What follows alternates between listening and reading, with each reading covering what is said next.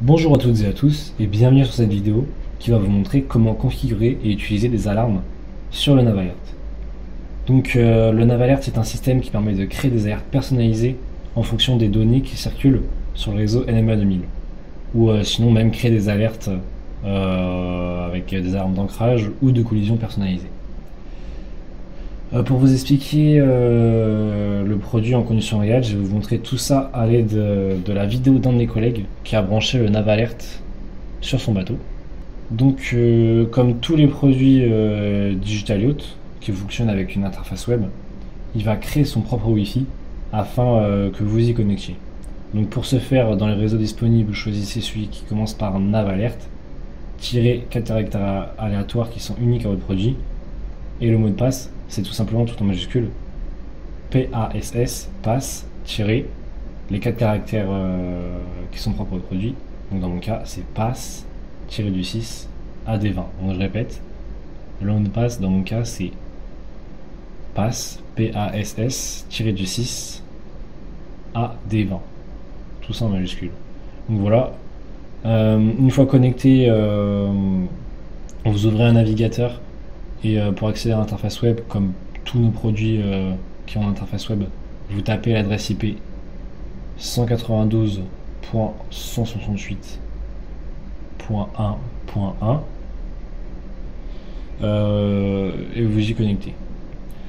Et voilà maintenant sur l'interface du NavAlert, elle est très simple, épurée et possède 6 catégories. On va commencer par voir la catégorie des configurations des alertes. Donc on va dans config alerte, on y accède. Et on peut voir que Paul a déjà configuré 4 alertes sur son bateau. Une alerte d'un vent trop fort, donc supérieur à 30 nœuds. 2 alertes pour savoir la tension de ses batteries, si elles sont trop faibles, inférieures à 48 volts, à 48 volts pardon, ou trop fortes à 52 volts. Et une dernière alerte sur une consommation trop élevée de son pousseur d'étrave.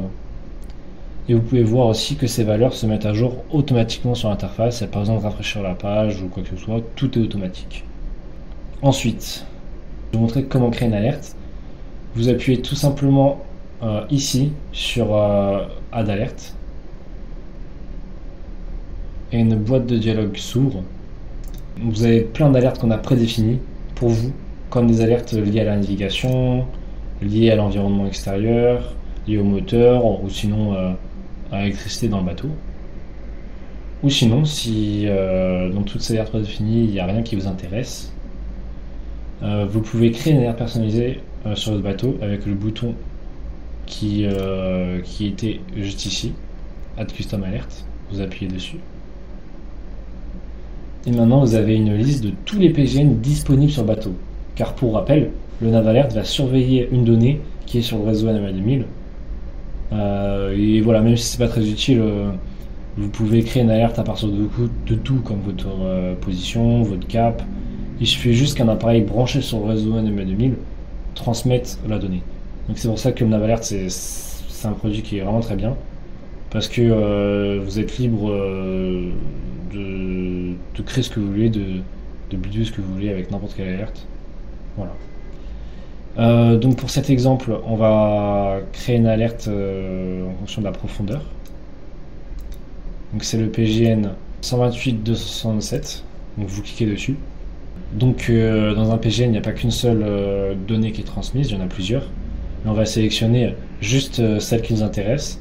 Donc normalement c'est marqué, donc là c'est profondeur du sondeur. Donc vous cliquez dessus. C'est la donnée qui nous intéresse.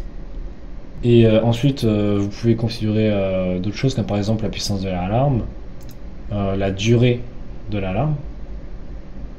Et sinon, vous pouvez envoyer une alerte sur le réseau NMA 2000.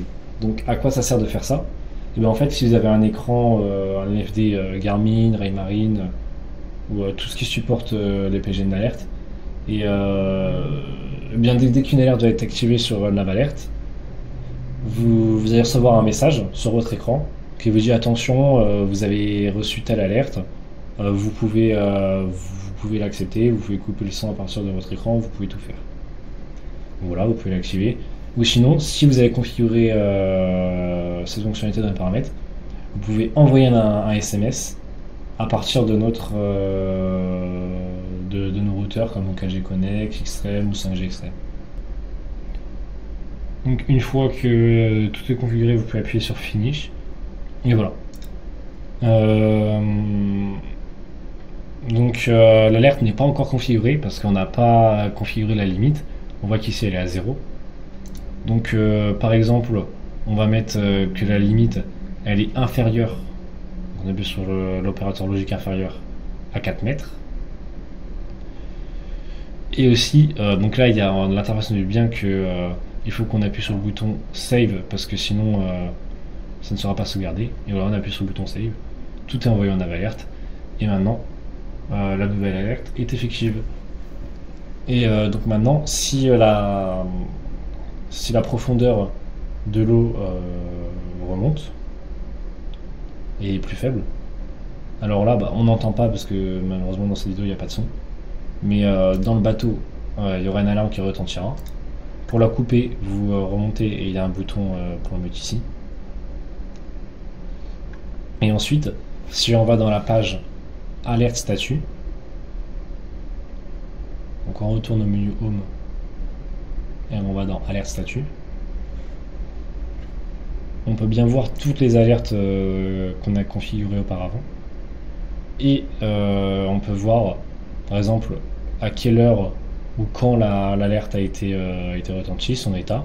Donc là, on l'a mute, on l'a mis en sourdine. Et aussi, vous pouvez la reconnaître. Et en la reconnaissant, si la profondeur redevient supérieure à 4 mètres, alors l'alerte va se remettre en normal. Il faut absolument reconnaître la valeur. Donc reconnaître, c'est le bouton ACK pour Acknowledge en anglais.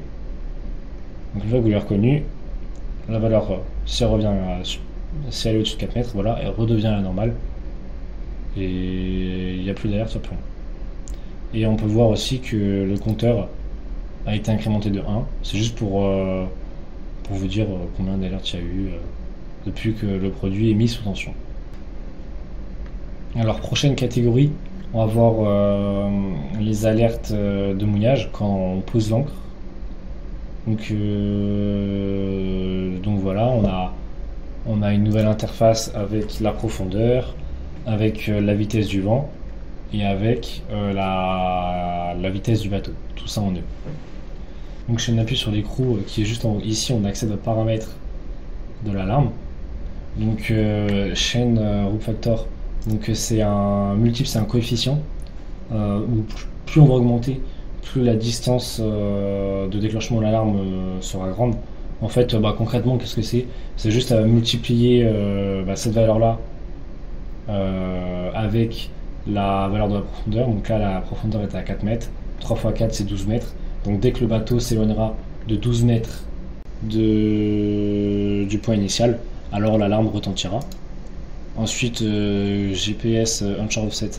C'est quoi? C'est juste pour créer un décalage si on a un bateau plus grand entre l'ancre et le GPS. Ensuite, Alarm Tone, c'est comme avant, c'est la puissance de l'alarme. Ensuite, on peut régler aussi la durée de l'alarme comme avant et créer un PGN d'alerte ou envoyer un SMS, tout ça comme avant.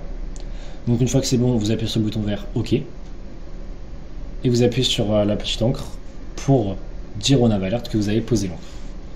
Et donc si le bateau s'éloigne comme ceci, donc on va un petit peu avancer la vidéo, et bien au bout d'un moment, une fois que le bateau s'est éloigné de plus de 12 mètres de l'ancre, et ben voilà, bon là on n'entend toujours pas malheureusement, mais l'alarme retentit, le cercle devient rouge, et on peut retourner dans l'alerte statut pour voir qu'on a bien l'alarme qui est active. Donc il faudrait la reconnaître et il faudrait retourner dans les paramètres pour la désactiver. Alors ensuite on a AIS Alarm. Donc AIS Alarm c'est quoi? C'est ce qui fait les alertes d'abordage et les alertes de collision. Donc c'est une catégorie toute simple. Donc si vous l'activez avec ce bouton ici parce qu'elle n'est pas activée de base, et que des bateaux se trouvent dans une zone de moins de 1 mille nautique, alors une alarme retentira. Donc pendant plus de 5 minutes, parce que là on a réglé l'alarme à 5 minutes. Et on peut voir aussi tous les cibles qu'on a reçus, les cibles qui sont dangereuses et les cibles qui sont critiques et qui déclencheront l'alarme. Donc voilà, c'est fini pour cette vidéo de présentation du Nav Alert. Je vous remercie d'avoir écouté. Si vous souhaitez avoir plus d'informations, vous pouvez aller sur le site www.digitalworld.fr. Et voilà, merci.